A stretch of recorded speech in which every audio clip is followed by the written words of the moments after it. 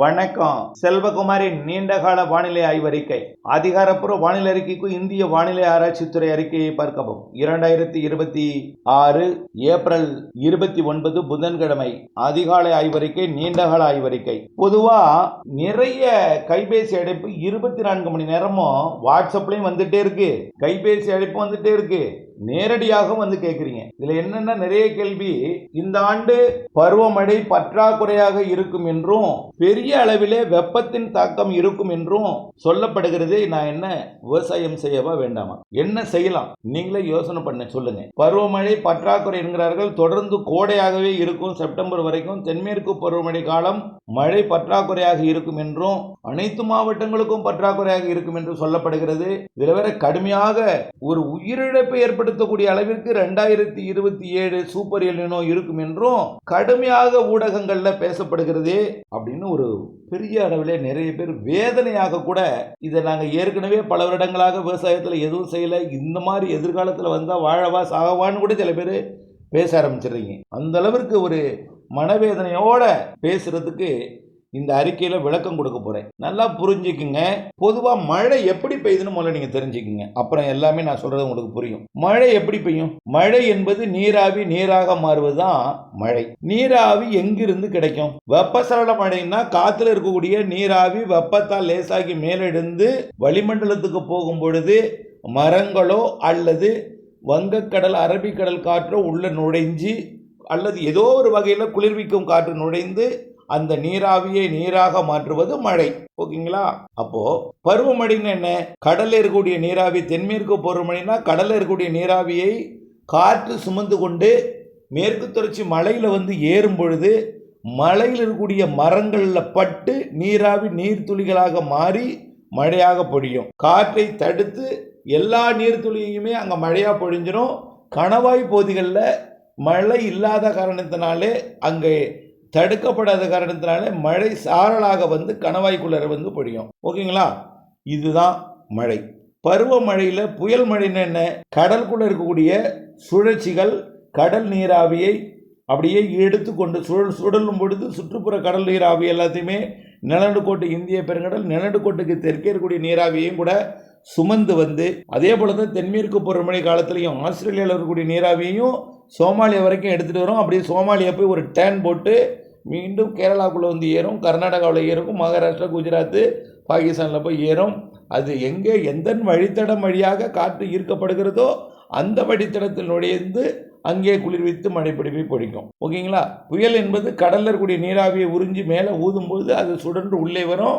இருவேறு காற்று குளிர், அதாவது நீராவி காற்று, அது எங்கெல்லாம் அதுக்கு குளிர்விக்கும் காற்று கிடைக்கிறதோ இமயமலை காற்று வந்து அதுக்கு கிராஸ் கலக்கும். அப்போது ரெண்டு காற்று இணைவின் போது நீராவி நீராக மாறி மழையாக பொழியும். இல்லைன்னா வளிமண்டலத்தில் மேலே ரொம்ப உயரத்துக்கு தள்ளப்படும் பொழுது வளிமண்டல மேலே போக போக போக அது மழையாக மாறி பொழியும். சுற்று வட்டாரத்தில் அது புயலோட உயரத்தை பொறுத்தும் அல்லது நிகழ்வோட உயரத்தை பொறுத்தும் மழை வாய்ப்பு அமையும். அல்லது தாழ்வான ஒரு நிகழ்வாக இருந்தாலும் அது உள்ளே வீசும் பொழுது குளிர்காற்றோடு இணைந்து மழைப்பிடிப்பு ஏற்படுத்தும். எல்லாவற்றிற்கும் அடிப்படை கடல் நீராவி. புரியுதுங்களா? கடல் நீராவி அல்லது வெப்பச்சலன மழைன்னா காற்றிடக்கூடிய நீராவி, எல்லாத்துக்கும் அடிப்படை நீராவி. ஓகேங்களா? சரி, நீராவி நீராக மாறுவது தான் மழை. ரைட். சரி, இப்போ இந்த நீராவி நீராக மாற்றுவதற்கு, மழையாக மாறுவதற்கு ஏற்ற சூழல் இருக்கிறதா அப்படின்னு பார்த்தீங்கன்னா, கோடையில் பெய்யக்கூடிய வெப்பச்சலன மழை எப்படி பெய்யுது?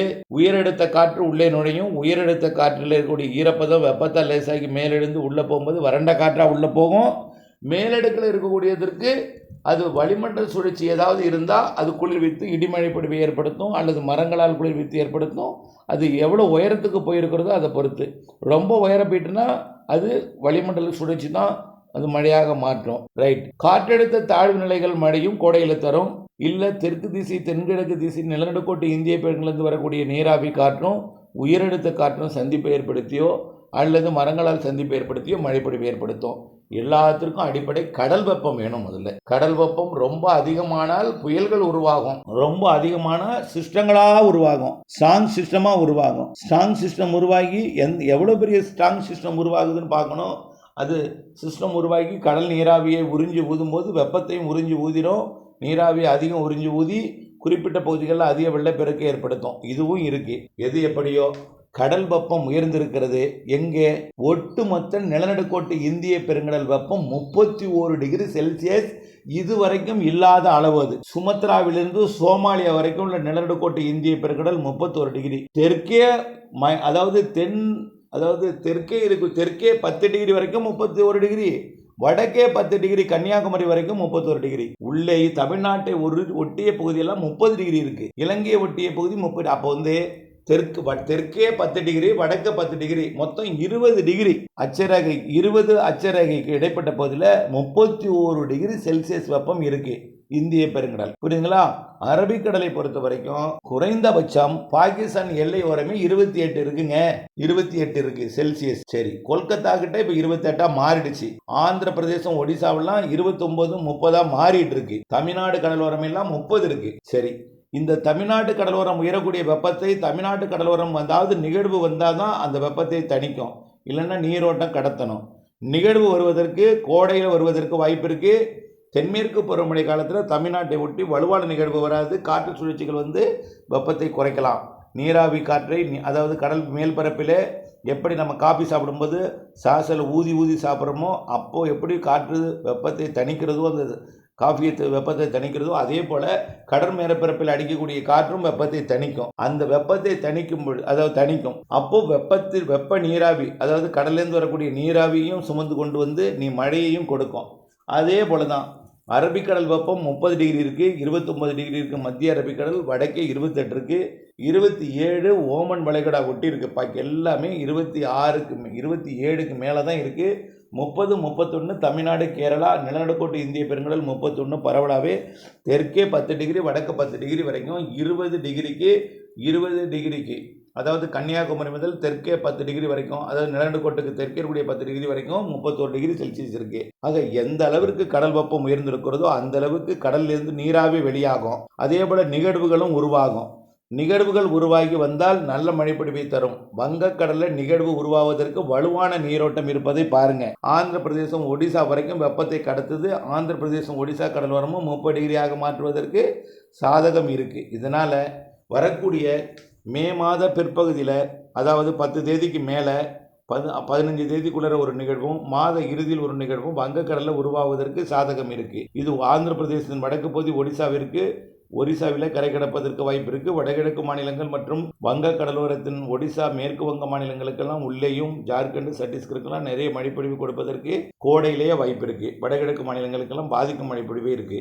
அதேபோல் லட்சத்தீவு, கேரளா, கர்நாடகாவிற்கும், கர்நாடக எல்லையோர தமிழ்நாட்டிற்கும், கர்நாடக எல்லையோர ஆந்திர பிரதேசத்திற்கும் நல்ல மழைப்பொழிவு கொடுப்பதற்கு வாய்ப்பு இருக்கு. ஆகவே அடுத்தடுத்த நிகழ்வுகள் வங்கக்கடல், அரபிக்கடலில் உருவாகும். இதனால் அதிக நீராவியை சுமந்து வரக்கூடிய காற்று கேரளா வழியாகவும் தமிழ்நாடு வழியாகவும், அதேபோல் கர்நாடகா, கோவா, மகாராஷ்டிரா வழியாகவும் உள்ளே நுழைவதற்கும், வங்கக்கடலில் இருந்து வட இந்திய நிலப்பகுதி இமயமலை ஒட்டி பயணிப்பதற்கும் அதிக வாய்ப்பு இருக்கு. இப்போ சூப்பர் எல்னினோ அப்படின்னா என்ன அப்படின்னு நீங்க கேட்கலாம். பொதுவாக கடல் நீரோட்டம் தான் ஒரு எல்னினோவா லானினோவாங்கிறது தீர்மானிக்குது. கடலோட வெப்பத்தை உயர்த்துவது கடல் நீரோட்டம். ரைட். நம்ம வங்கக்கடலில் ஏற்கனவே வெப்பம் குறைந்திருந்துச்சு, அரபிக்கடல்லையும் வெப்பம் குறைந்திருந்துச்சு. நிலநடுக்கோட்டு இந்திய பெருங்கடலில் முதல்ல நெகட்டிவ் ஐஓடியாக மாறினுச்சு, அப்புறம் நடுநிலையாக மாறினுச்சு, இப்போ பாசிட்டிவ் ஐஓடியாக மாறுவதற்கு வாய்ப்பு இருக்குது. தொடர்ந்து நடுநிலை ஐஓடியாவையும் 2 பக்கமும் 31 டிகிரியாகவே தொடர்ந்து நீடிக்கவே வாய்ப்பு இருக்குது. அதே போல் பசிபிக் பெருங்கடலில் ஆசியா பக்கம் வெப்பம் அதிகமானால், அதாவது ஆசியா பக்கத்தை நோக்கி நீரோட்டம் பயணித்தால், ஆசியா பக்கம் வெப்பம் அதிகமாகி அது லானினா அமைப்பை ஏற்படுத்தும். புரியுதுங்களா? அமெரிக்கா பக்கம் வெப்பம் அதிகமானால் அது எல்னினோ அமைப்பை ஏற்படுத்தும். இப்போ கடந்த சில ஆண்டுகளாக அமெரிக்கா பக்கம் வெப்பம் உயர்ந்தாலும் அதை நீரோட்டம் ஆசியா பக்கம் கடத்தி லானினா அமைப்பை வைத்திருந்தது. இப்போ பார்த்தீங்கன்னா ஆசியா பக்கம் வரக்கூடிய வெப்பம் மத்திய பசிபிக் பெருங்கடல் வரைக்கும் பயணிக்குது. ஆக மத்திய பசிபிக் பெருங்கடல் மற்றும் ஆசியாவை ஒட்டிய பசிபிக் பெருங்கடலுக்கு அதிக வெப்பமாக இருக்குது. அமெரிக்க பக்கம் வெப்பம் இருந்திருந்தாலும் அது மத்திய பசிபிக் பெருங்கடல் நோக்கி கடத்துது. அதனால பசிபிக் பெருங்கடலில் வலுவான நிகழ்வு உருவாகி ஜப்பான், தைவான், சீனா மற்றும் பிலிப்பைன்ஸ், வியட்நாம், கம்போடியா, லாவோஸ், சீனாவோட ஹாங்காங் போன்ற பகுதிகளுக்கு வலுவான புயல்கள் தாக்கவும், தென்மேற்கு பருவமழையில் அதிக மழைப்பொழிவு, பாதிக்கும் மழைப்பொழிவு, வெள்ளப்பெருக்கு ஏற்படுத்தும் மழைப்பொழிவு கொடுக்கும் வாய்ப்பு இருக்கு. அதே நேரத்தில் அந்த பசிபிக் பெருங்கடலில் ஏற்படக்கூடிய அது சொல்றதுன்னா லானினா தான் ஸ்ட்ராங், அதாவது லானினா தான் எல்னினோவுக்கு சாதகம் இருக்குது. ஆனால் நடுநிலையாக தான் இந்த ஆண்டு முழுவதும் நீடிக்கும். அப்படியே அடுத்த ஆண்டு அது எல்லினோ உருவானாலும் சூப்பர் எல்லினோவுக்கு வாய்ப்பில்லை. பசிபிக் பெருங்கடலில் ஆசியா பக்கத்திலிருந்து அமெரிக்க பக்கம் வரைக்கும் 2 பக்கமும் ஒரே வெப்பமாக இருக்கும். இதனால் என்ன ஆகும்னு பார்த்தீங்கன்னா, மழை பொழிவிற்கு 2 பக்கமும் சமமாக இருக்கும். 2 பக்கமும் அதிக நிகழ்வு கொடுக்கும். இதெல்லாம் நம்ம மறந்துட்டு ஆசியா பக்கம் மட்டும் வச்சு பார்த்தீங்கன்னா வலுவான நிகழ்வு உருவாக வாய்ப்பு இருக்குது. இவை பசிபிக் பெருங்கடலையே மறந்துட்டு அப்படியே இந்திய பெருங்கடல் பக்கம் வந்தீங்கன்னா, தெற்கு இந்திய பெருங்கடலில் இந்த வருஷம் எந்தவித வலுவான நிகழ்வும் உருவாகலை.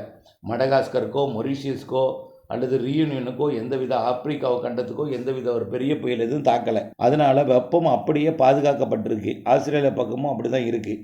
இதனால் இந்த வெப்ப சேமிப்பு 31 டிகிரி உயர்ந்திருக்கிற வெப்பமானது தென்மேற்கு பருவமழை காலத்தில் அதிகமான காற்று நீராவியை சுமந்து வந்து அப்படியே கேரளா கர்நாடகாவில் ஏறுவதற்கு அதிக வாய்ப்பு இருக்குது. இப்போ சொல்கிறாங்க பாசிட்டிவ் ஐஓடியாக மாறுவதற்கு வாய்ப்பு இருக்குன்னு உலக வானிலையாளர் சொல்கிறாங்க. சரி, பாசிட்டிவ் ஐஓடினா என்ன? அதாவது அரபிக்கடலோட தெற்கு பகுதியில் உள்ள நிலநடுக்கோட்டு இந்திய பெருங்கடல் வெப்பம் அதிகமாக இருக்கும். அதிகமானால் என்ன ஆகும்? நீராவியை அதிகமாக வெளியிடும். நீராவி அதிகமாக வெளியிட்டால் என்ன ஆகும்? காற்று நீராவி அதிகமாக சுமந்து வந்து கேரளா கர்நாடகாவில் வந்து ஏற்றும். அப்போது வங்கக்கடல் வெப்பம் அதிகமாக என்ன ஆகும்? வங்கக்கடலோட வடக்கு பகுதியில் நிகழ்வுகள் உருவாகும். வங்கக்கடலோட வடக்கு பகுதியில் நிகழ்வு உருவானால் கேரளா வழியாக காற்றை ஈர்க்கும். பாசிட்டிவ் ஐஓடியாக இருக்கும் பொழுது கண்டிப்பாக சோமாலியா மாலத்தீவு வழியாக காற்று ஈர்க்கப்பட்டு கேரளா கர்நாடகா கோவா மகாராஷ்டிரா வழியாக காற்று நுழைந்து கன்னியாகுமரி முதல் மும்பை வரைக்கும் குஜராத் வரைக்கும் உள்ள கடற்பகுதி வழியாக காற்றை ஈர்த்து நிறைய மழைப்பொழிவை கொடுத்து அது வங்கக்கடலுக்கும் வந்து மீண்டும் வடகிழக்கு மாநிலங்களுக்கு கொடுத்து இமயமலையோட பகுதி வரைக்கும் நல்ல மழைப்பொழிவை கொடுப்பதற்கு தான் நிலநடுக்கோட்டு இந்திய பெருங்கடல் அரபிக்கடல் வங்கக்கடல் நிலநடுக்கோட்டு இந்திய பெருங்கடல் சாதகமாக இருக்குது. பசிபிக் பெருங்கடல் அப்படியே மறந்துட்டு வங்கக்கடலை மட்டும் நீங்கள் ஆய்வு பண்ணிங்கனாலே போதும். வங்கக்கடல் வெப்பம் அதிகமாக இருக்கிற காரணத்தினாலே வலுவான நிகழ்வு, நிறைய நீராவியை சுமந்து வரக்கூடிய நிகழ்வு, நிறைய நீரை தரக்கூடிய நிகழ்வு, பருவமழை தென்மேற்கு பருவமழை பற்றாக்குறை என்பதற்கு பேச்சுக்கே இடமில்லை என்று தான் என்னை பொறுத்த வரைக்கும் சொல்வேன். சரி, இப்போ வெப்பம் உயர்ந்துகிட்டே இருக்குது. தமிழ்நாட்டு கரையோரத்தில் வெப்பம் 31 டிகிரியாக உயர்ந்திருக்கு. இது தொடர்ந்து உயர்றது காரணத்தினால வடகிழக்கு பருவமழை காலத்தில் வலுவான நிகழ்வு கடந்த வருடம் எப்படி இலங்கையை பாதித்ததோ அதே போல் மீண்டும் இலங்கைக்கும் தமிழ்நாட்டுக்கும் ஒரு அதிக மழைப்பொழிவை தரக்கூடிய ஒரு வலுவான நிகழ்வெல்லாம் காத்திருக்கு என்று தான் சொல்லணும். வடகிழக்கு பருவமழை நிறைய மழைப்பொழிவை தரும். அதில் கவலைப்படாதீங்க. உள் மாவட்டங்களுக்கும் கடந்த ஆண்டு வந்து இலங்கையோட வந்து தமிழ்நாட்டுக்கு வந்து செயலிழந்து விட்டது. ஆனால் தலைக்கு மேல் வந்து தலைப்பாகையோட போய்விட்டது எனலாம், அப்படி தான் சொல்லணும். இலங்கையோட வரைபடத்தினுடைய அமைப்பையே மாற்றியது இந்த புயல் என்பதே உங்களுக்கெல்லாம் தெரியும். ஆகவே தமிழ்நாட்டுக்கும் அப்படிப்பட்ட மழைப்பொழிவை கொடுக்க வேண்டிய நிகழ்வு தலைப்பாகையோடு போனது. இருந்தாலும் இந்த ஆண்டு அது வடகிழக்கு பருவமழை காலத்தில் கடந்த ஆண்டை விட அதிக வெப்பம் இருந்து அதிக நிகழ்வுகள் வந்து அதிக மழைப்பொழிவை தருவதற்கு தான் வாய்ப்பு இருக்குது. ஆகவே தென்மேற்கு பருவமழை பற்றாக்குறை என்பதற்கு பேச்சுக்கே இடமில்லை. வெப்பம் கடுமையாக உயரும், செப்டம்பர் வரை இருக்கும், கடும் வெப்பம் இருக்கும் என்பது என்கின்ற உங்களுடைய வினாக்களுக்கு விடையளிக்கும் விதமாக இந்த பதிலாக தொடர்ந்து தென்மேற்கு பருவமழை காலத்தில் நல்ல மழை இருக்கும் என்பதையும், நல்ல மழை இருக்கும், வெயில் இருந்தாலும் மழை நல்ல மழைப்பொழிவை தரும் என்பதையும், அது வெயில் தொடர்ந்து வடகிழக்கு பருவமழைக்கு சாதகமான அமைப்பை தான் ஏற்படுத்தும் என்பதையும், தென்மேற்கு பருவமழை காலத்தில் நிகழ்வுகள் உருவாவதற்கு கடல் வெப்பம் உயர்ந்திருக்கிறது, நீராவி அதிகமாக சுமந்து வந்து கொடுக்க இருக்கிறது, நீராவி நீராக மாறுவதற்கு அதிக சாதகம் இருக்கிற காரணத்தினாலே நல்ல மழை தென்மேற்கு பருவமழையும் வடகிழக்கு பருவமழையும் கொடுக்கும் என்பதில் மாற்றம் ஏதுமில்லை. தயவு செய்து குழப்பிக்கொள்ள வேண்டாம். இணைந்திருங்கள், உங்களுக்கு புரியும். அப்டேட்ஸோட இணைந்திருந்து அறிந்து புரிந்து பயன்பெற அன்போடு கேட்டுக்கொள்கிறேன். நன்றி.